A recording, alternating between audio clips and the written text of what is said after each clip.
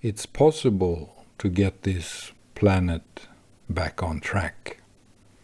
It's possible. It's not difficult. It's easy to do it, and it is possible. The only thing that we need is the willingness to do so. The paradox and the extraordinary thing is that there's no willingness to do so. The leadership is stuck in a false agenda, in an agenda that never stops. It's like a hamster wheel. It's a circle of discourse, Discourse means a way of thinking that gets manifested as a certain language game or as certain language games. Discourse means the way that we think. Discourse is a kind of perspective. Discourse is the approach to how we see the world. A discourse is how we think about a certain subject. And so the whole world is lost in discourse. The world of art, which I've been in for so many years, is lost in discourse. The art world today is basically a game within discourse. It's like a tree. The trunk is the main discourse of art, what art is, what it is not. And then there's a lot of branches on that trunk. And those branches are the different disciplines of art and the different ways of approaching the discourse that we think is the valid discourse of art. And so it is with politics as well. We believe that a certain discourse is valid when it comes to politics. When it comes to world leadership, when it comes to political leadership, we believe that we have to stay within a certain discourse. We have to keep our perspective. We have to stay inside this way of thinking. And this is why things does not progress. There are 4 things that we have to ask ourselves deeply. We have to ask us these questions. What is the validity of thought? What is the validity of self? What is the validity of discourse? What is the validity of our own approach to the discourse that we think is the valid discourse? Is it valid to think that our own way of thinking is the only valid way of thinking? It's just a perspective. So let's take the validity of self. Self is something that is produced within the brain of the human brain. Self is something that is produced in the brain of the human program. The human program is the interaction between the nervous system and the brain. Self is a synaptic activity. The constitution of self is something that happens from a certain neurocircuitry, which result in a synaptic activity which constitutes the experiences, the emotions, and the awareness, the consciousness, and the attention that we call self. It's actually something that is produced by the brain, or supported by the brain, or modified by the brain, or affected by the way that the brain works. Neuroscience can see this, and if we furthermore, and the absolutely most important thing, we can see this ourselves. How do I dissolve that which I call my own self? Well, I just close my eyes. I go to sleep, or I enter deep meditation, or I make a clear cognitive decision. I'm going to forget the institution inside myself, which I call the psychological self. So, that is very possible. It's a fluid thing. It's something that is a result of neurocircuitry, of synaptic activity in the brain. But we don't want to see this because we have no training in it. We have not been trained in meditation. We have not been trained in self-insight. We have not been given true education when it comes to understanding the human program. In my life, in the last 15 years, I've devoted my time to say that first of all, we have to understand the human program, and then we have to find the way, the right way, the best way to relate to our life within the human program, because we live inside the human program. A lion, or a cat, or a dog, or a cow, or a monkey will see the world differently than we do. It's because of the optical, the makeup of the optical nerves. It's the inner architecture of our optical ability. The inner architecture of the human program is different than the inner architecture of another animal's program. So the world is basically delivered to us by the human program, by the brain which produces this world so that we can see it. The reason why we are all in agreement when it comes to the world is because we're living in the same interface. We're living in the same program. Every brain constitutes this in the same way. So we are governed or controlled by the programs that belongs to the human program, and we are controlled and governed by the programs that we have developed ourselves throughout our life. When we understand this, we will be able to put the big question mark in front and after the word validity. What is the validity of things? What is the validity of thought? What is the validity of a certain language game? What is the validity of that which we call knowledge? What is the validity of the approach that a professor does when he lectures about a certain thing? Maybe it's the wrong kind of attitude. Maybe it's the wrong kind of approach. Maybe it's the wrong kind of perspective. Maybe he's even addressing a fake language game, so to speak, a language game that is completely outdated. This is very true when it comes to literature. Literature is based on the understanding that we have of the human self, on the separate self, on the psychological self, on the I self, the mind self, the personality self, the identity self that we have, that we all have as human beings.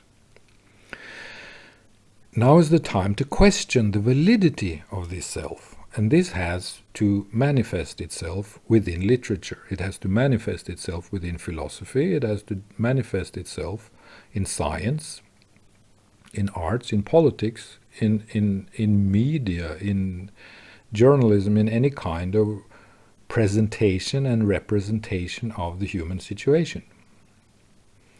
So in literature, I think that most literature is outdated, however modern it is, simply because it relies on a wrong conception of self.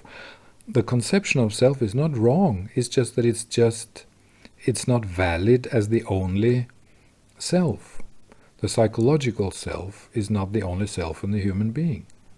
Henrik Ibsen, the famous playwright in Norway, Ibsen, he believed that this was the only valid self in the human being, and that everything is there in the unconscious part of it and in the conscious part of it. It's the tradition from Sigmund Freud, in a way.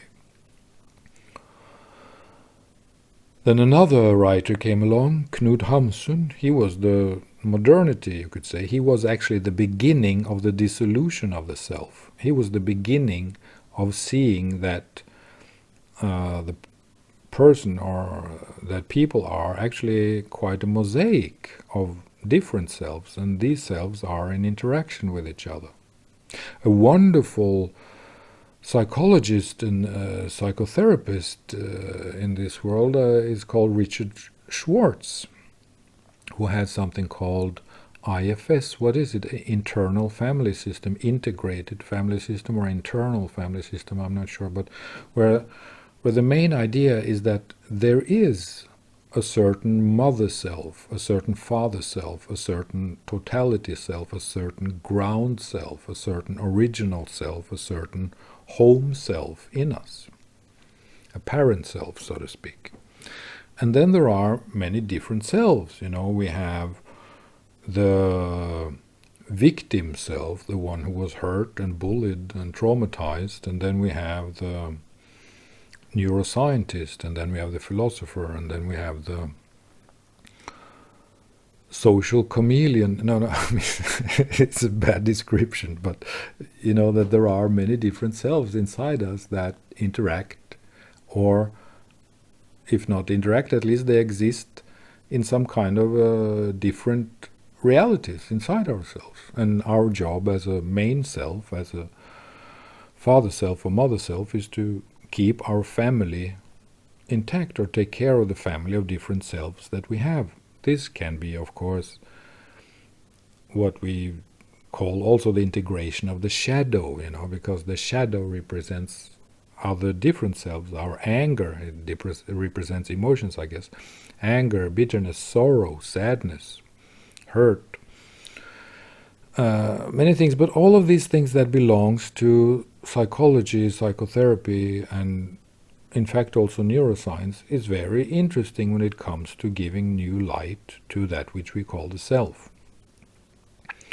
And when we do this, which is necessary for us to do if we are going to create a new and better world, if we are going to do this, then this has to have consequences for our public life, for literature, for art, for science, for philosophy, and for politics, and journalism too, in a way. I mean, we have to integrate the knowledge of ourselves, we have to integrate the knowledge of the human program into our daily life and into world politics. Buddhism is a wonderful tool, the true doctrines, or the deep, old doctrines of Buddhism when it comes to mind and phenomena at all, any kind of phenomena, and the way that the world is constituted, the 5 different khandhas, so to speak, that constitute man: body, emotion, consciousness, perception, feeling. All of these models can really help humanity grow. But instead of growing, instead of improving our understanding of ourselves, we belong to the discourse that I now say is outdated. It's an outdated discourse because it's only one perspective. And because we live in that perspective, nothing else of that which has to be addressed in this world gets addressed.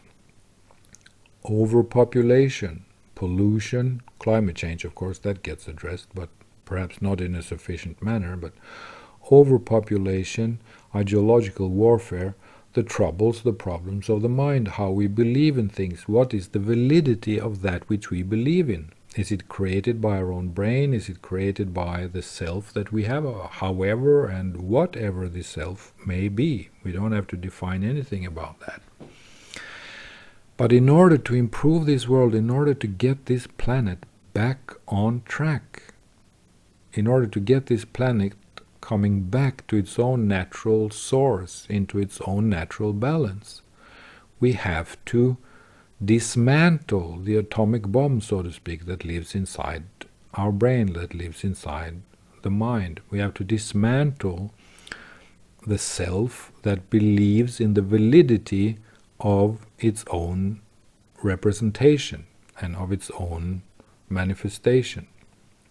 We have to dissolve and see and analyze what it is that makes us believe so strongly in that which we believe in the validity of.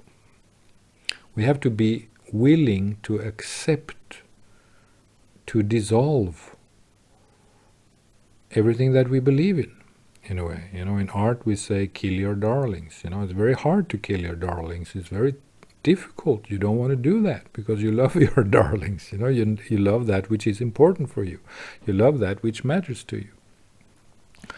But when you investigate yourself, you will see that, well, the things that matters to me matters only to a certain part of me, and that certain part of me is actually a very deep part of brain activity. It's a certain way it's a certain kind of activity in the brain that makes me believe that this is so very important to me, and that me is also just one part of the whole salad or of the whole tree. It's just a branch on the tree. So we have to investigate and look into what is the validity of language, because all language is a language game, so to speak. It's just a discourse. It's a manifestation of a way to think. It's a manifestation of discourse. We have to investigate what is the validity of self. Now we have talked a little bit about that. The self is constituted by the brain, yes, and by ourselves, and maybe we have a true heart, soul, self. Maybe we have a true personality self. That's just us. We are an individual self, a personality self. That is just how we are. It's like our soul, or it's the program that has developed this kind of personality through time. We don't have to decide or define that.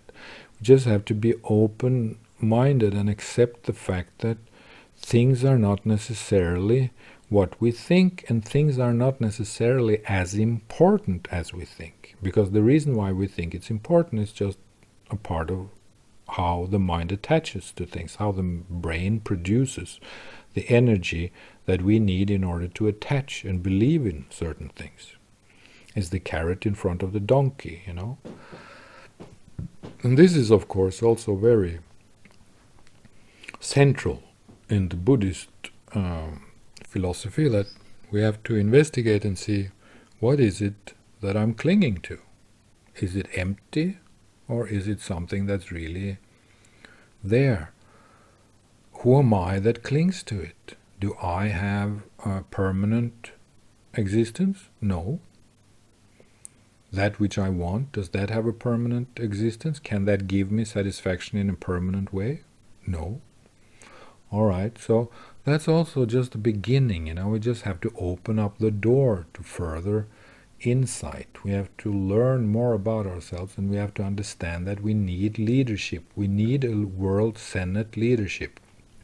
We need some kind of a dictatorship in this time, because there's no more time for democracy.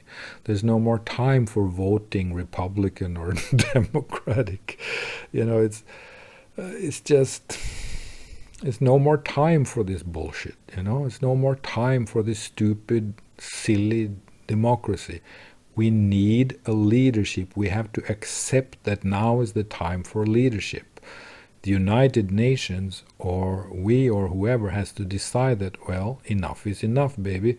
We have to get leadership on this planet. We have to get back to a true strategy. In order to find that strategy, we have to accept that leadership. A World Senate can be that institution which leads the way. The World Senate could either be, as I said before, inside the United Nations, or it could be the new version of the United Nations, or it could be a supranational, transnational institution that we give mandate and political power. And the Constitution, or the members of that World Senate, will be the best scientists in the world, the major talents, the 500-600 geniuses that this world really needs in order to develop the true kind of leadership that we need, to take care of overpopulation, to educate the world about ideological warfare, which I've touched with this talk about the validity of things.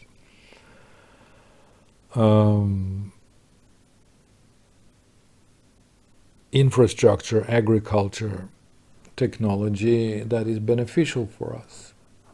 How to cleanse the planet, because now we're living in a garbage dump full of blood and violations and war. Do we want that? Is this what we want with our world, with our life, with the planet? A garbage dump that it's slowly burning itself up because of human activity, because of chemicals, pollution, warfare, stupidity, lack of leadership, the thing that we call democracy, all these silly things. Is this what we want? Do we want this? No. We can get a true leadership. We can get a true leadership going, and that leadership will take charge, will take responsibility for getting the planet back on track. And then we as human beings just simply have to accept that we need knowledge. We need knowledge, we need awareness, and we need the willingness to accept, to let go of that which is not beneficial for us. We need to accept the willingness. We have to be willing to let go of that which perhaps not have the validity that we thought was there. We have to accept to change our strategy. We have to accept a better attitude inside ourselves, an attitude that is completely in line with the improvement of global world society, because that's what we need. We need to improve global world society in order to get the planet back on track. How do we do that? With self-insight, with knowledge about thought, language, self, brain, human program, all of these things, and a leadership that takes responsibility in the right way and that let go, a leadership that lets go of all these things that we don't have time for anymore. There's no more time for the financial market to be a complete mess. There's no more time for humanity and this planet to be overcrowded, overpopulated in certain areas in such a way that that the world simply just cannot improve. Because we're stuck, the drainage is clogged by overpopulation. The pressure on resources, the pressure on the planet is just too big. We need a leadership that slowly can cook the salad that we need to make this planet into. We need a leadership that can organize the way that we can live in the best way possible. Because the future work of art is nothing else but humanity itself.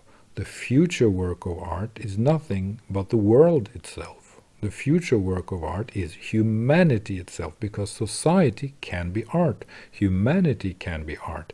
If we just accept to be more clever, if we accept to let go of our selfish needs, which are just illusional and delusional, they don't mean anything to us. When we get rid of them, oh, that's good, that was a relief. I don't know why I pursued that carrot for 20 years. It doesn't make sense. It could never make me happy. It could just make problem and dysregulation for myself and the environment in which I live. We have to accept to let go of that which we don't have time for anymore. We don't have time for being stupid, silly, blind, brainless children. We have to grow up. We need a grown-up super daddy. We need a father, a true father figure. We need a world senate who can tell people what it is that we're going to do, what we're going to focus on in order to achieve the right kind of attitude and strategy that we need in order to heal and improve global world society and to get the planet back on track, because that is really possible, and we have to address these issues now. We see it, the world is falling apart, and it doesn't make sense to allow this leadership to continue to destroy and damage the world. It just doesn't make any sense. Everyone suffers from it. Why do we accept it? It just doesn't make sense. We have to demand a better leadership with brain, talent, truth, insight, transparency, openness, and a real, true, clever, scientific, and talented way of finding the right strategy that we need in order to get ourselves and this planet back on track, so that global world society can become the product that we want, so that humanity can become art, so that society can become art, so that we accept to live in a beneficial way for ourselves and this planet, in this space in which we live. Yes, thank you and amen.